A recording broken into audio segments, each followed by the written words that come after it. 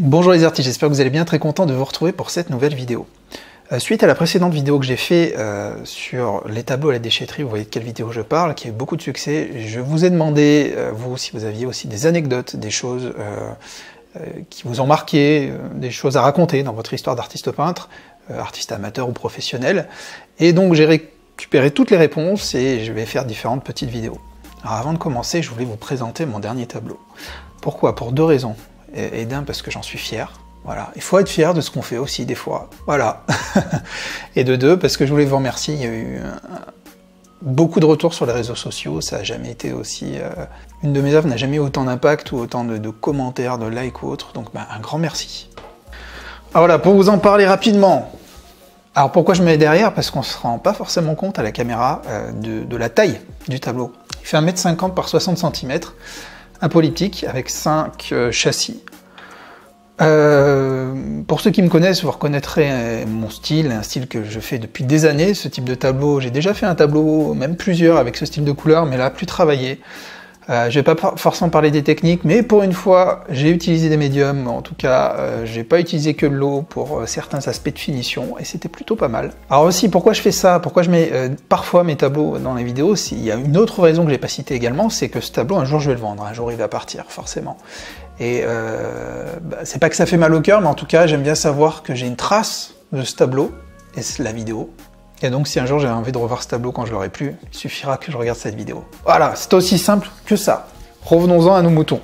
Aujourd'hui, message de Cindy. Hier, j'ai posté une photo d'une œuvre sur Instagram et je l'ai supprimée 2 heures après car elle n'avait que 4 likes. Et j'ai eu honte. Alors, Cindy, pourquoi j'ai voulu répondre à ce message-là? C'est une fois de plus parce que c'est quelque chose que j'ai connu. Et vous êtes nombreux si à l'avoir connu ou à le connaître aujourd'hui. Donc il faut que j'en parle. Il faut que j'en parle. Vous faites sûrement de la peinture ou de la sculpture ou autre, vous êtes amateur ou professionnel. Il y a un moment où, à force de peindre, quand on commence, on a envie d'avoir un peu plus de visibilité ou surtout des avis. Des avis sur ce que l'on fait.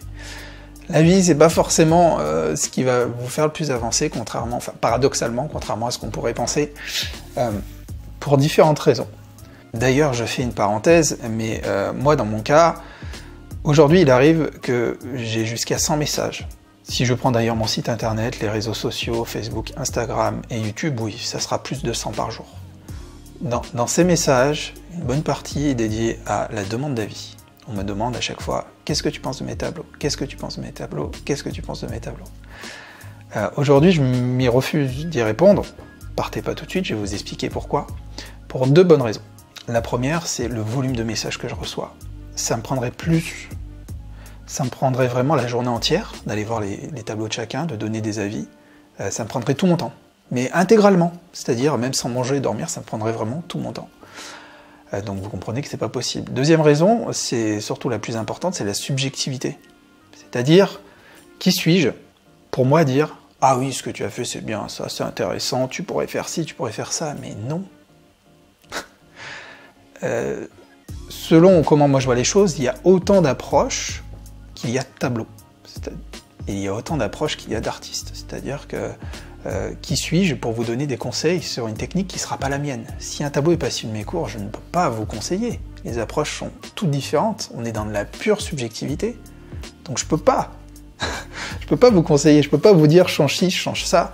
La seule chose que je pourrais faire, c'est dire j'aime ou j'aime pas. Mais ça ne vous avance à rien du tout. Rien du tout. Voilà, parce qu'on est dans la subjectivité, on est dans les goûts et les couleurs, quoi. C'est les 2 raisons principales pour lesquelles je ne réponds pas, enfin plus, aux demandes d'avis. Et d'ailleurs, certains ne le comprennent pas, ça. Certains le comprennent très bien, et la plupart du temps c'est comme ça, et merci. Parce que je prends souvent le temps de répondre, de dire je suis désolé, et j'explique ce que je viens de vous dire là. Je le fais en audio, par exemple sur Instagram.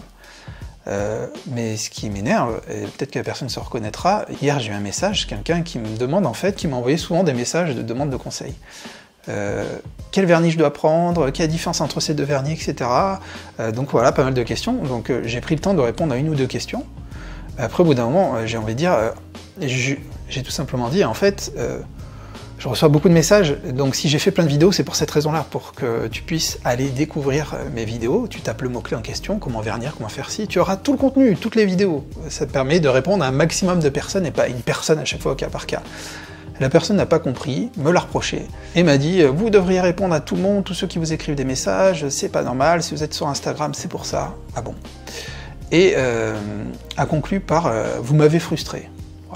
Voilà le genre de message qu'on peut recevoir. Voilà, c'était la petite parenthèse que je glisserai maintenant dans toutes mes petites vidéos, pour vous montrer que c'est pas toujours tout moto rose aussi, hein. Mais bon, c'est humain, c'est normal. Et ça fait mal de recevoir ce genre de message, parce que je fais tout pour vous, et j'essaye de faire le maximum, mais certains ne comprennent pas, quoi. Certains prennent pas le temps de chercher, certains... Enfin bon. Que voulez-vous? Que voulez-vous? Bon, ça fait beaucoup pour une parenthèse. Je vais revenir à ce que je vous disais. Donc voilà pour ce qui est des demandes d'avis. Maintenant, je vais vous parler des réseaux sociaux, et de comment ça se passe. Instagram, Facebook ou autre, quand on se lance, moi quand je me suis lancé en 2011, Facebook en 2011, sur mon Facebook Pro, donc ça remonte à très longtemps, j'avais que quelques likes aussi. Je mettais une photo, j'avais 2-3 likes, même pas 4. Vous voyez, c'est Cindy qui me dit qu'elle en a 4, que ça l'a frustrée au point d'enlever sa diffusion et même de songer à partir d'Instagram, de ces réseaux sociaux, de se désinscrire. Mais en fait, je pense que c'est les personnes qui se trompent, qui comprennent pas comment ça fonctionne et qui du coup se font mal elles-mêmes, se flagellent et se victimisent. C'est-à-dire que Instagram ou Facebook, quand je commence, il va rien se passer, les amis. Il ne va rien se passer. À part vous, votre conjoint, votre maman, votre fils, c'est les seules personnes qui vont aller voir vos tableaux. Sûrement les 4 likes en question. Vous allez devoir créer un réseau. Ça prend des années, ça prend des années. Moi, Instagram, quand je suis arrivé, pareil, 2-3 likes, et encore, je pense que j'en avais pas autant. Le souci, le très gros souci, c'est que c'est un classique. L'allégorie, par exemple, de l'iceberg. J'adore cette image-là parce qu'elle est très représentative de ce phénomène-là. Moi, par exemple, qui suis installé sur Instagram ou Facebook depuis des années, j'en ai fait mon métier aussi, j'ai travaillé activement pendant des années, c'est des milliers de publications, vous pouvez aller vérifier. Donc forcément, aujourd'hui, quand je diffuse un tableau comme celui-là qui a eu beaucoup de succès, c'est environ 1000 likes. Donc ça me touche profondément. Mais ce qu'il faut savoir, c'est que ce même tableau, si je l'avais mis à l'époque, j'aurais pu avoir 2-3 likes. Ça aurait été pareil si j'avais pas une audience.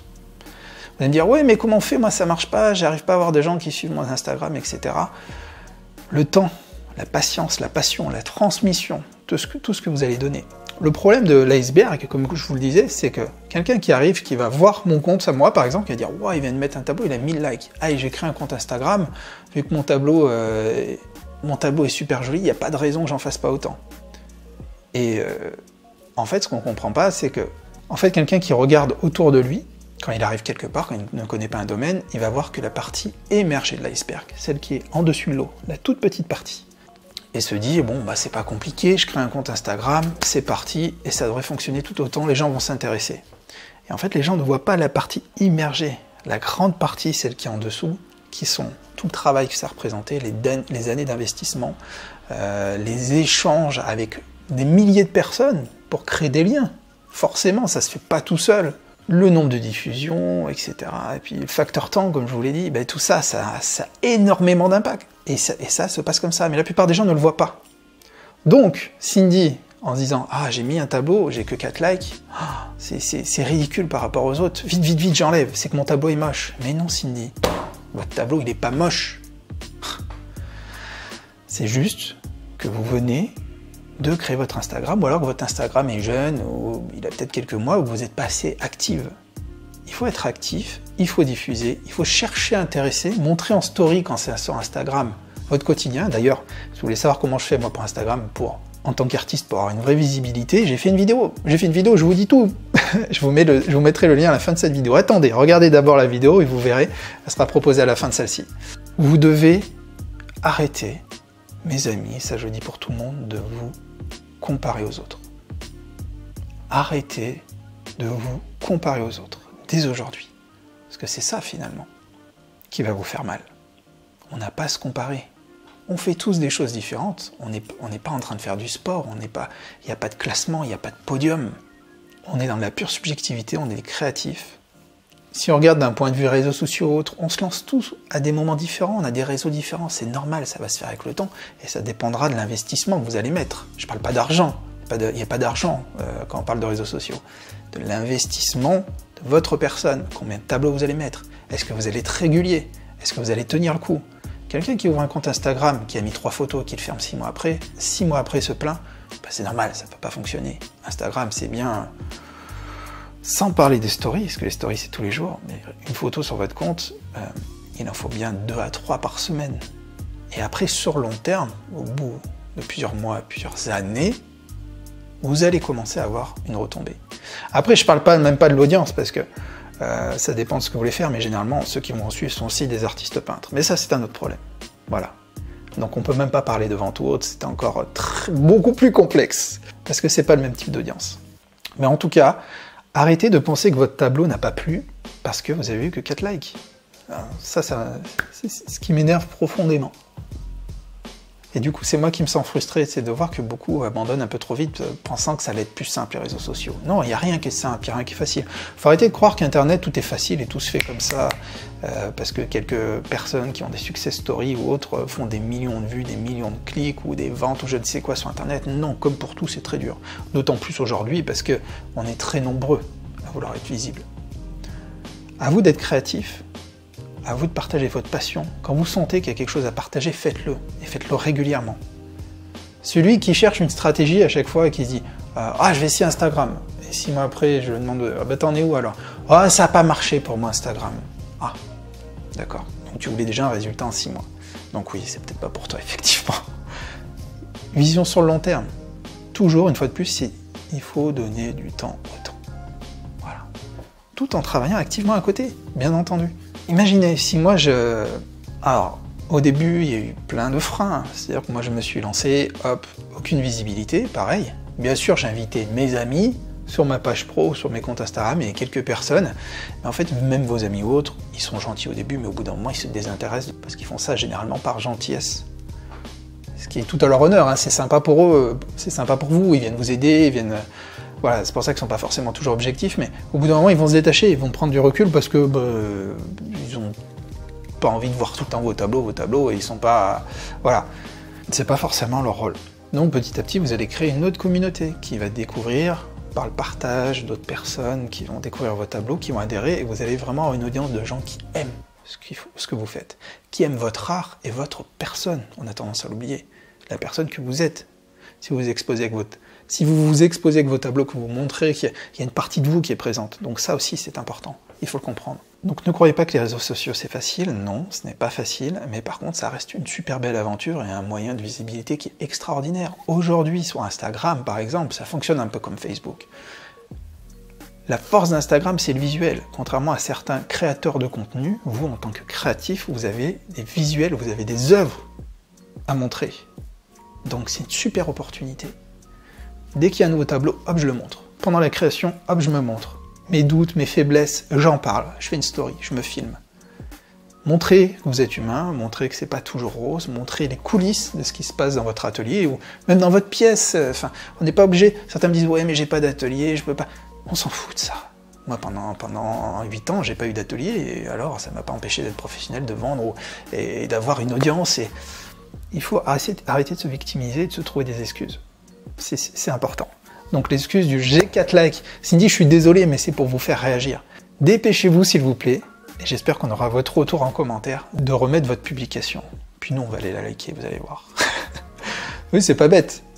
Mettez une petite réponse avec le lien de votre Instagram, et puis on ira voir tout ça. Voilà. Sans pression, mettez-vous pas la pression. Voilà. Tout ça n'est qu'une belle aventure et il faut rester positif, il faut arrêter de baisser les bras dès qu'on... La plupart des messages que j'ai eus, et ça m'a fait un peu mal pour vous, hein, de tout ce que je vois, c'est toujours des gens qui baissent les bras. On baisse les bras. Le moindre obstacle arrive, on baisse les bras. On arrive. Plus de créativité, plus de si. Ah non, mais je suis pas capable. Ah non, machin m'a dit que ça valait rien ce que je faisais. Ah, lui, c'est plus joli. Ah, c'est... Aucune raison valable de tout ce que j'ai entendu. Donc, si la passion est là, vous avez envie de peindre, je boucle toujours là-dessus, parce que fondamentalement, on revient à ça. Si vous avez envie de peindre, si c'est quelque chose qui vous fait du bien, allez-y, n'écoutez pas les gens, faites-le. Si vous voulez quelques avis, effectivement, par contre, que vous voulez un retour, essayez les réseaux sociaux, mais soyez actifs. Dites-vous que c'est sur le long terme que vous faites ça. On ne crée pas un compte Instagram pour le suivre, mais 6 mois après. Sinon, c'est même pas la peine de commencer. Les réseaux sociaux, ça prend du temps. C'est dur de bâtir une communauté, mais une fois que c'est fait, c'est génial. Parce qu'il va avoir énormément de bienveillance. C'est quelque chose qui va vous faire du bien, et je peux que vous le recommander. Oui, il y aura quelques haters, mais tant mieux, il faut les fêter les haters. Ça fait partie du jeu. Si vous êtes d'accord avec moi, le petit pouce levé. Puis si vous avez aimé cette vidéo, le pouce levé aussi. Que des pouces levés, bah oui. Il faut montrer aux gens que vous avez aimé cette vidéo. Enfin, si c'est le cas en tout cas. Et puis un petit commentaire, qu'est-ce que vous avez pensé de tout ça? Est-ce que c'est quelque chose que vous rencontrez? Ce frein sur les réseaux sociaux, qu'est-ce qui s'est passé pour vous voilà, sur les réseaux sociaux? Dites-moi en commentaire, je suis curieux de voir ça. Ça pourrait faire l'objet sûrement d'autres vidéos, j'en suis persuadé. Partagez aussi cette vidéo. Pourquoi? Parce que je suis persuadé qu'en la partageant, il y a des personnes qui vont s'identifier au cas de Cindy, ou à votre cas à vous. Et ça peut faire du bien à certaines personnes, donc on partage. Voilà. Merci à vous d'être resté jusqu'ici. Je suis très heureux aussi d'avoir pu vous présenter mon dernier tableau. Je peux aller encore plus loin. Vous voyez, je vois encore des choses. C'est bien. Revenez toujours sur vos tableaux, regardez-les, regardez-les, regardez-les. Et il y a toujours une dimension supplémentaire qui va venir s'y greffer. Alors là, je fais une parenthèse, mais c'est un style que vous devez reconnaître, que j'ai fait il y a des années. Mais quand on regarde la composition centrale, vous voyez qu'il y a beaucoup plus de travail que d'habitude, parce que d'un point de vue perspective, profondeur, j'ai eu quelques petites idées à appliquer qui sont venues, j'ai essayé. Et à mon sens, je trouve que ça a fonctionné. En tout cas, ça m'a amené à un endroit un peu plus intéressant où je voulais aller. Et voilà, et je continue à expérimenter de cette façon-là. En tout cas, les grands formats m'appellent beaucoup. Et je crois que je vais y retourner. Pour ceux qui se demandent, il est peut-être encore disponible quand vous regardez la vidéo. Si vous êtes intéressé, je vous mets quand même le lien dans la description. Qui sait? Et vous pourrez découvrir aussi tous mes autres tableaux, il y en a plein de disponibles. Voilà, ça c'était ma petite pub, bien entendu, j'en profite pour vous en parler. Qui sait? Voilà, je vous remercie mes amis, et puis moi je vous dis à très bientôt pour encore tout un tas de nouvelles vidéos. Allez, ciao ciao les amis.